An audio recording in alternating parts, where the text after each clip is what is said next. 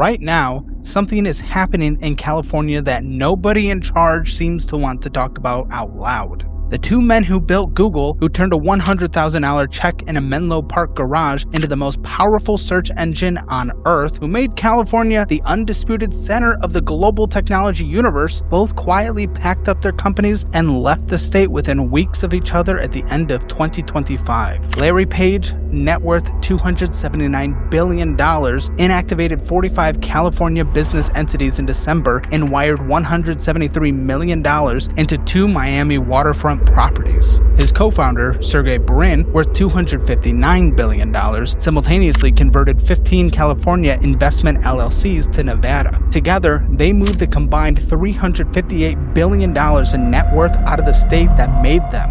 When the founders of Google leave Google's home state, you have to ask, what do they know that you don't? California's state government is facing a budget deficit of somewhere between $50 and $70 billion this year, a collapse from a $97 billion surplus just 4 years ago. And to close that gap, a powerful healthcare union has now proposed a one-time 5% wealth tax on every California resident worth over $1 billion, retroactive to January 1st, 2026. And on paper, that sounds like a rich people problem. But in practice, the math gets genuinely horrifying for anyone building a company. Imagine you're a founder. Your AI startup is valued at $100 billion on paper. You personally own most of it. You've made $2 million in actual cash. Under this proposal, California would send you a tax bill for $5 billion.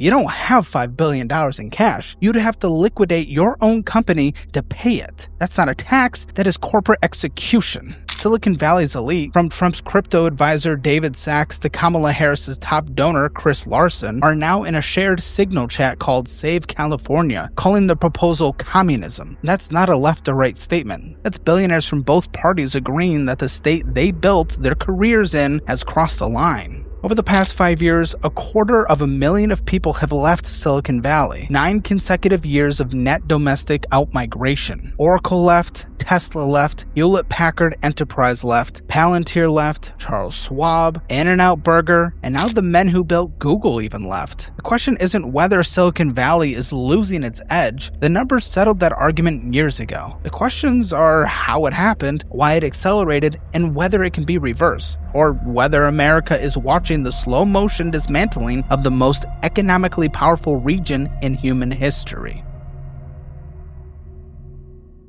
To understand what's being lost, you have to understand what was built. The story of Silicon Valley doesn't start with a tech company. It starts with a paranoid genius and 8 men who betrayed him. In 1956, a physicist named William Stockley, one of the co-inventors of the transistor, the fundamental building block of every electronic device on Earth, moved to Mountain View, California to be near his mother. He founded Shockley Semiconductor Laboratory there, attracted the 8 best young engineers he could find, and then promptly made their lives miserable through a management style that history has charitably described as unhinged. He accused employees of sabotage with zero evidence. He forced his staff to take lie detector tests. He was brilliant, suspicious, and impossible to work for. So in 1957, all 8 engineers quit simultaneously. Shockley never forgave them, calling them the traitorous 8. But those 8 men, including Robert Noyes and Gordon Moore, founded Fairchild Semiconductor, which became the seedbed for nearly every major technology company that would follow. Noyes and Moore would later leave Fairchild to co-found Intel. From the Fairchild lineage alone, over 400 companies would eventually be created. The geography mattered enormously. Stanford University sat at the northern tip of the Santa Clara Valley, and the Dean of Engineering, Frederick Terman, had spent decades actively encouraging his best graduates to start companies locally rather than move to established East Coast firms. He helped Bill Hewitt and Dave Packard launch their audio oscillator company out of a garage in Palo Alto in 1939. That garage is now a state historical landmark. Terman effectively invented the concept of a university to startup pipeline decades before anyone had a word for it. Then the federal government poured rocket fuel onto the whole thing. During the Cold War, the Defense Department pumped hundreds of billions of dollars into semiconductor and electronics research, and most of it flowed to California companies. The region had warm weather, cheap land, and a steady stream of PhDs from Berkeley and Stanford. And crucially,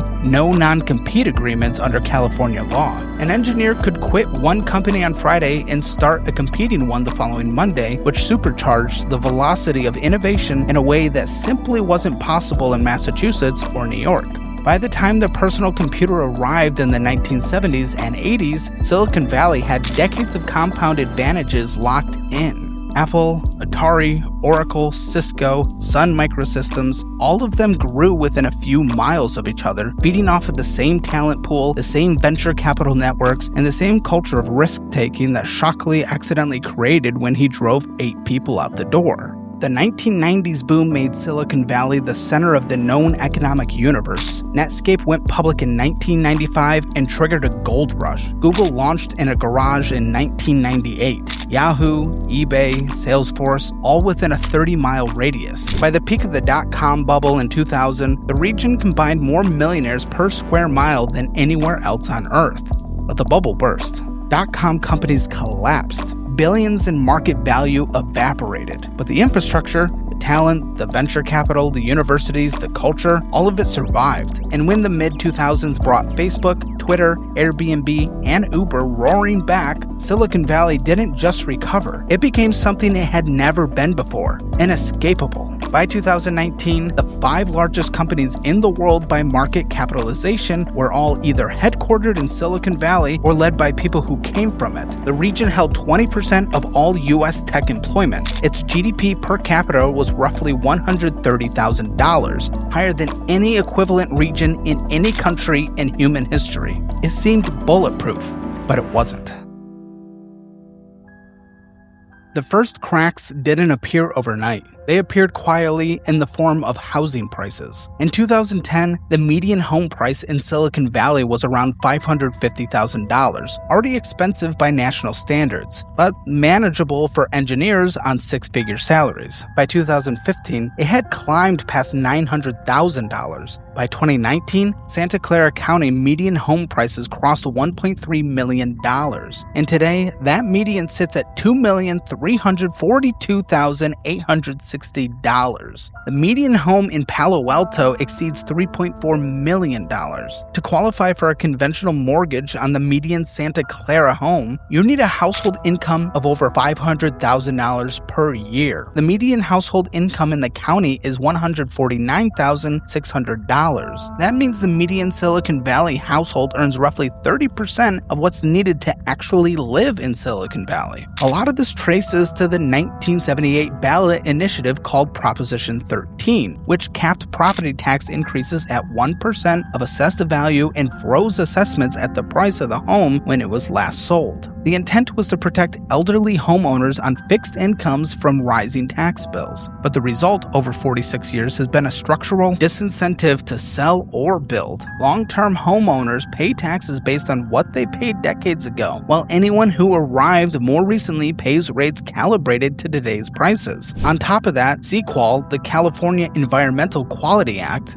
gives neighbors and advocacy groups the legal tools to challenge any new housing development in court, often for years, adding cost and delay that makes building new homes economically unattractive. And the result? In 2019, the entire state of California built roughly 100,000 new housing units. In Texas, with roughly 70% of California's population, they built nearly 200,000. This supply crunch created a region of winners and losers. People who owned homes in Silicon Valley before 2010 became multimillionaires by doing nothing at all. Everyone who arrived after, including many of the engineers who built the products these companies became famous for, faced rents that consumed 40, 50, 60% of their paychecks. And the taxes made everything worse. California's top marginal tax rate is 13.3%, the highest of any state in the country. Add federal income tax, and a high-earning tech worker in Silicon Valley was paying close to 50% of their income in combined taxes. A mid-level software engineer in San Francisco earning $175,000 might take home $90,000 after taxes, then pay $3,400 a month for a one-bedroom apartment, leaving less than $50,000 for everything else. Meanwhile, the same engineer in Austin, Texas, earning $125,000, pays no state income tax and $1,700 a month in rent. According to C2EAR, an Austin tech worker earning $125,000 needs approximately $230,000 in San Francisco to maintain the same standard of living. Austin workers have had the highest cost of living adjusted average salary in U.S. tech for 4 consecutive years. People started doing that math quietly around 2016 and 2017, and by 2018, surveys showed that 46% of Bay Area residents said they plan to leave within a few years. The political establishment dismissed it as complaining. This subject matter can be hard to digest, but for most Americans, their personal financial situation is the hardest subject to approach and manage, but with the Dollarwise budgeting app, you can finally take control, and since there's a free trial, you can see for yourself, get a full picture, automate your budget, get powerful insights, and set real goals that change your life. Download Dollarwise or go to dollarwise.com. The housing advocates blamed landlords. The tech companies kept growing. The pressure kept building. That's when March 2020 arrived, and what had been a slow leak became a broken dam. When COVID-19 forced Silicon Valley's tech companies to send their workforces home, people discovered that they could do their jobs just as well from Austin or Denver or Boise or Nashville, and those cities cost dramatically less. The entire value proposition of paying San Francisco prices to work in a San Francisco office evaporated overnight. The office was closed. The commute was gone. The only thing left was rent. Between April 2020 and July 2022, Silicon Valley lost approximately 250,000 residents. A city the size of Reno, Nevada, gone in 2 years. The corporate departures that followed were some of the most symbolically significant in the Valley's history. In August 2020, Palantir, the data analytics company co-founded by Peter Thiel and Alex Karp, announced it was moving to Denver, Colorado. Karp was explicit about why. He said Silicon Valley had become a monoculture, a place where political and social collective thinking had made independent thinking even harder, not easier. In December 2020, Hewlett-Packard Enterprise, the direct corporate descendant of the garage company that started Silicon Valley, relocated to Houston, Texas. Oracle moved from Redwood City to Austin. In 2021, Elon Musk moved Tesla's headquarters from Palo Alto to Austin, citing California's habit of taking innovators for granted. Charles Schwab moved from San Francisco to Westlake, Texas. In-N-Out Burger, founded in California in 1948, as California as it gets, relocated to Franklin, Tennessee. Even Chevron, the oil giant that had been headquartered in California since 1879, moved to Texas. Between 2020 and 2022, California lost a congressional seat for the first time in its history at the decennial census. That had never happened before. Not after the Great Depression, not after the 1994 earthquake, not even after the dot-com crash. It happened because of a sustained trend of people deciding California wasn't worth what it cost. U-Haul ranked California dead last among all 50 states for 6 consecutive years in terms of inbound to outbound truck rental ratios. For every U-Haul driving into California, 2 were driving out. And then the housing crisis wasn't just a billionaire problem.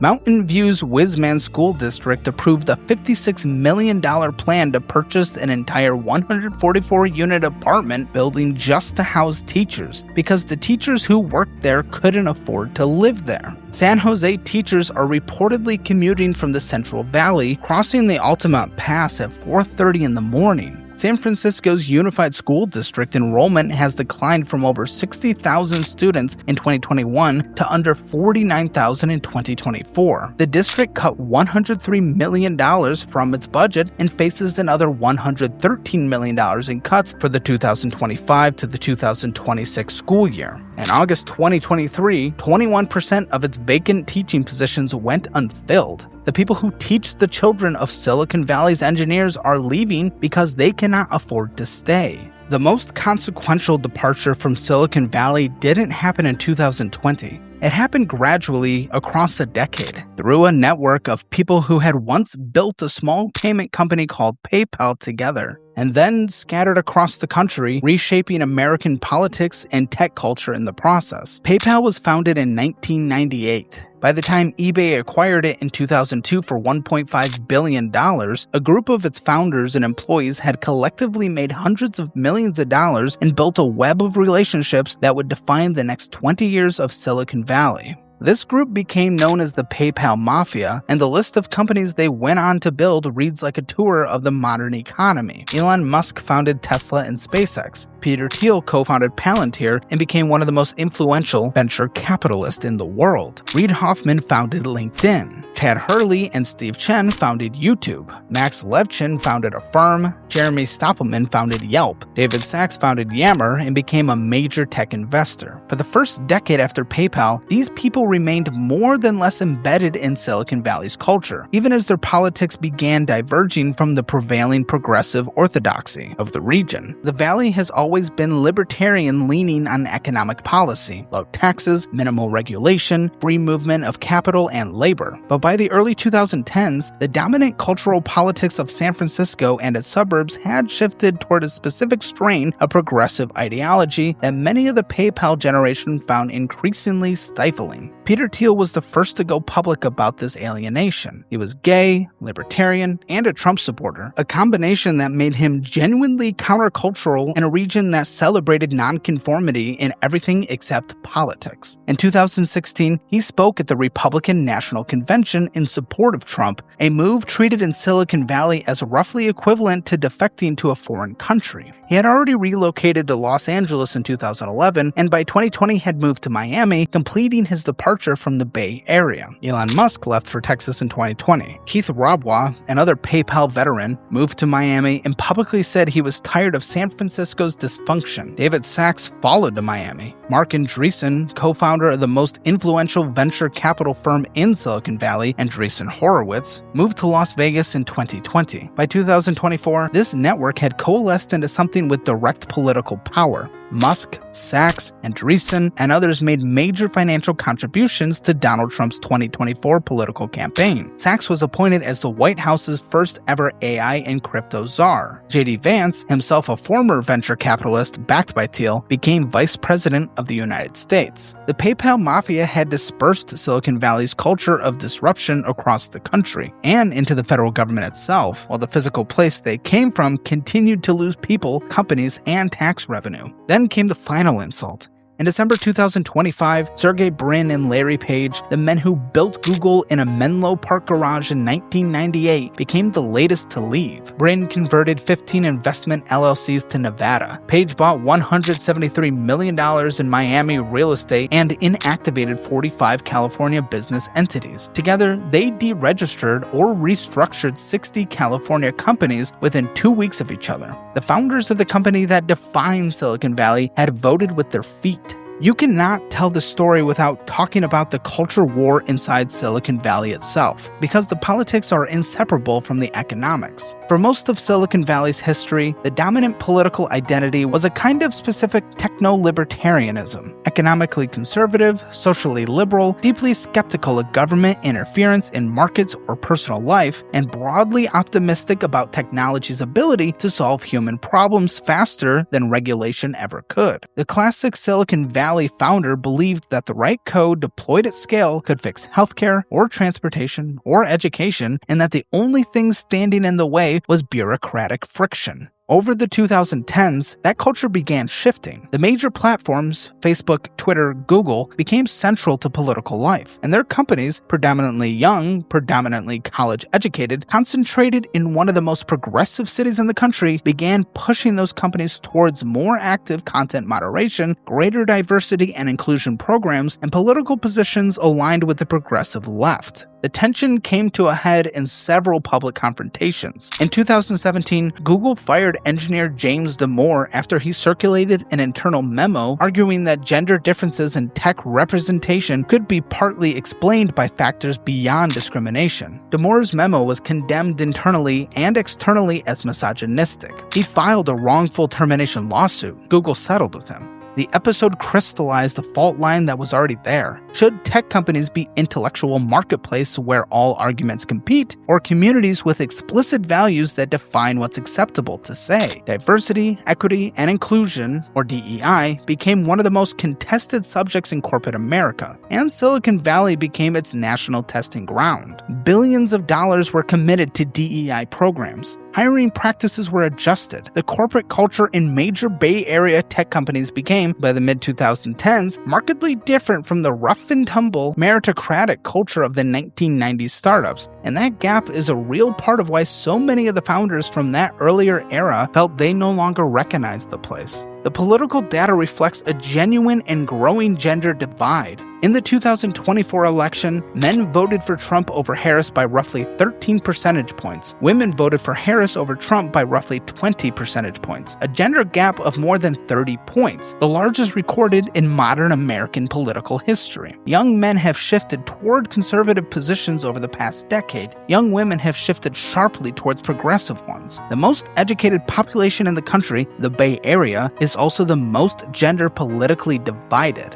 Many of the men who built Silicon Valley's most important companies cited cultural friction, not just tax rates, as a reason for leaving. Palantir's Alex Karp called it a monoculture. Elon Musk cited it repeatedly. Peter Thiel had been saying it for a decade. Mark Andreessen wrote a lengthy manifesto in 2023 about what he called techno-pessimism, an elite class that benefited from technology but increasingly worked to constrain it. Then came the H-1B visa fight of 2024 and 2025, arguably the most surprising political fracture of the era. The H-1B program allows U.S. companies to hire foreign skilled workers. Take a moment and get some free, easy money. With a Chime checking account and my link, you can get $350 when you set up direct deposit and pair that with a nation-leading high-yield savings rate. There's literally no reason not to sign up right now. Chime.com/Caleb or link in the description below. Roughly 66% of Silicon Valley's tech workforce is foreign-born, with large concentrations of India and Chinese engineers. The program is central to how the Valley functions. But after Trump's 2024 election,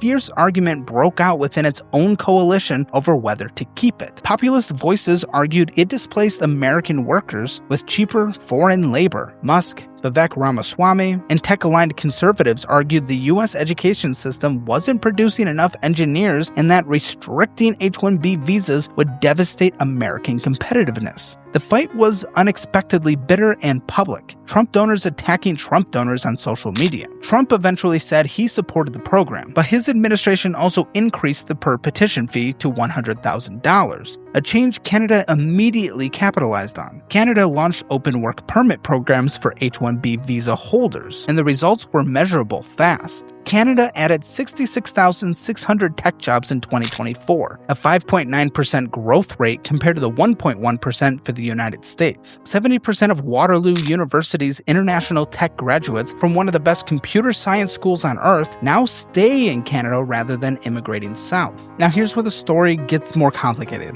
The AI revolution may actually be pulling investment back into San Francisco, even as the people and companies continue to drift away. In Q2 of 2025, 55% of all venture capital in the United States went to AI and machine learning companies, and the largest concentration of those companies is in San Francisco. 32 of the world's top 50 AI companies are in California. OpenAI is headquartered in San Francisco with roughly 4,000 employees and a valuation of $830 billion. Anthropic is in San Francisco. Google's DeepMind operates partially out of Mountain View. Meta's Superintelligent Labs are in Menlo Park. In 2025, the Bay Area captured roughly $126 billion in AI venture capital alone. Silicon Valley's total market capitalization reached an unprecedented $14.3 trillion in 2024. NVIDIA, the chipmaker whose GPUs power nearly every major AI training run, went from a $400 billion market cap in late 2022 to $5 trillion by October 2025, making the first company in history to reach that milestone. NVIDIA's data center revenue hit $115.19 billion in fiscal year 2025, up 142% year over year. CEO Jensen Huang was named Time Magazine's Person of the Year for 2025. So Silicon Valley is simultaneously experiencing a massive outmigration of companies and residents and a historic concentration of AI investment. But those two things aren't contradicting. They describe a region bifurcating into two separate economies, a global AI powerhouse at the very top and an increasingly hollowed-out middle. The AI boom is reconcentrating wealth in the Bay Area, but in a radically different shape than before. The new Silicon Valley economy runs on a few thousand people who can build frontier AI models. OpenAI's average stock compensation per employee is $1.5 million, the highest of any startup in history. Base salaries at OpenAI start at $200,000. Anthropic pays between $300,000 and $690,000 in base salary. Meta has reportedly offered over $100 million signing bonuses to individual top AI researchers. The competition for the few thousand people who can train frontier models has no historical precedent. But at the same time, AI is systematically eliminating the entry-level jobs that once made Silicon Valley accessible to the middle of the talent distribution. Employment for software developers between ages 22 and 25 declined approximately 20% from the late 2022 peak. Entry-level hiring at the top 15 tech companies fell 25% between 2023 and 2024. Overall programmer employment fell 6% in 2025. Among workers aged 22 to 27, tech sector unemployment reached 7.4%, double the national rate. In 2025 alone, an estimated 55,000 job cuts were attributed directly to AI replacing human roles. By early 2026, engineer and industry forums were describing themselves as a proxy to Claude Code, a human whose job is increasingly to review AI outputs rather than write software from scratch. Then there was DeepSeek. In early 2025, a Chinese AI company released a frontier-level AI model reportedly built at a fraction of the compute cost of comparable American models. NVIDIA lost roughly $600 billion in market cap in a single trading session after DeepSeek published its research. The incident raised an uncomfortable question. If breakthrough AI can be built cheaply and abroad, does the geographic concentration of AI talent in San Francisco still carry the same advantage it did 6 months ago? The semiconductor battle underneath all of this is perhaps the highest stakes economic conflict in the world right now. TSMC, the Taiwan semiconductor manufacturing company, controls approximately 70% of the global foundry market and produces more than 90% of the world's most advanced logic chips. Its market cap is approximately $1.6 trillion. TSMC's geographic position on the island of Taiwan, which China claims as its own territory, makes it arguably the most strategically important company on Earth. The US government's response was the CHIPS and Science Act, signed in August 2022. $52.7 billion committed to rebuild American chip manufacturing, including $7.86 billion to Intel, $6.6 billion to TSMC to build in Phoenix, and $4.75 billion to Samsung to build in Texas. The goal is to raise US leading-edge chip production from 0% in 2022 to roughly 20% by 2030. The catch is that the United States faces a projected shortage of 70,000 technicians and engineers needed to staff these facilities by the same year. We might build the fabs, but we can't instantly build the workforce. And globally, Silicon Valley's competition isn't just Austin and Miami. India has become one of the most important tech talent pools in the world. Sundar Pichai runs Google. Satya Nadella runs Microsoft. Indian origin CEOs lead IBM and Adobe. Bangalore alone has an AI and machine learning workforce of 600,000 people and an ecosystem valued at $158 billion.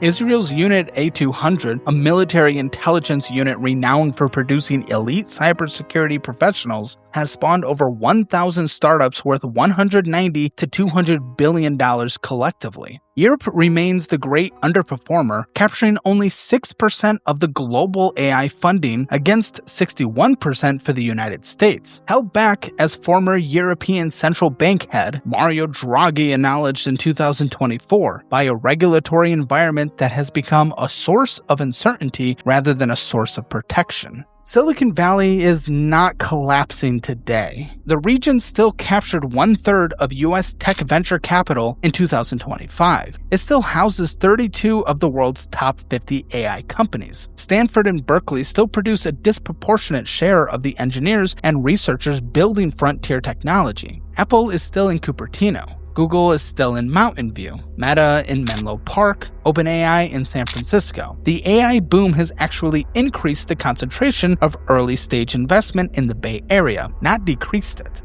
What has ended is the monopoly. Silicon Valley's share of total US tech employment has declined from 20% at its peak to roughly 15 to 16%. Its share of venture capital hit its lowest level since 2012 as recently as 2022. 9 consecutive years of net domestic outmigration, people choosing to leave the Bay Area rather than move there, represents a sustained structural shift, not a temporary blip. What replaces the monopoly is a polycentric map of American tech. San Francisco anchors AI research and early-stage investment. Austin is the new headquarters city for hardware, defense tech, and mid-stage companies. Dallas handles financial operations and enterprise software. Nashville builds healthcare technology. New York dominates fintech and media-adjacent startups. Phoenix manufactures the semiconductors that everyone else depends on. This is not necessarily a bad outcome for American tech overall. It is a bad outcome for California's budget and for the political class that failed to act while the outmigration was underway,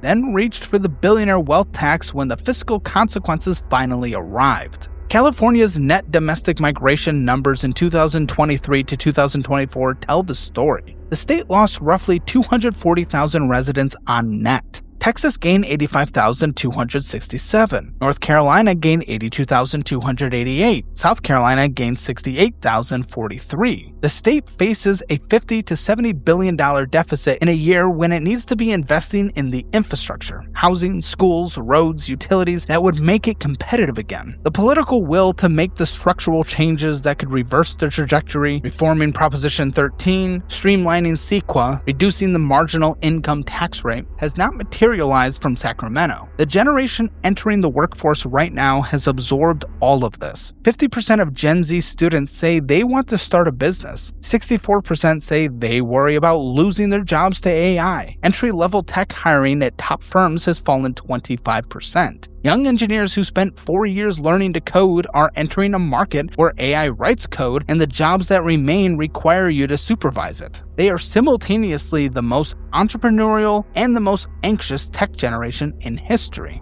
The garage is still there. The one in Palo Alto on Addison Avenue, where Bill Hewitt and Dave Packard built their audio oscillator in 1939, it's a state historical landmark. You can drive by it on a quiet residential street. It looks like any other house. So the question obviously isn't whether people still have garages. The question is whether anyone who isn't already worth millions can afford to work out of one in Palo Alto. And based on what we know right now, the teachers commuting from the Central Valley at 4:30 in the morning, the billionaires restructuring their LLCs in December, the U-Hauls leaving 2 for every 1 that arrives, and the Google founders who quietly deregistered 45 California companies and wired $173 million to Miami, the honest answer is probably not. Silicon Valley built the modern world. Whether California lets it keep building there, at this point, is a political choice, and California keeps choosing the same answer.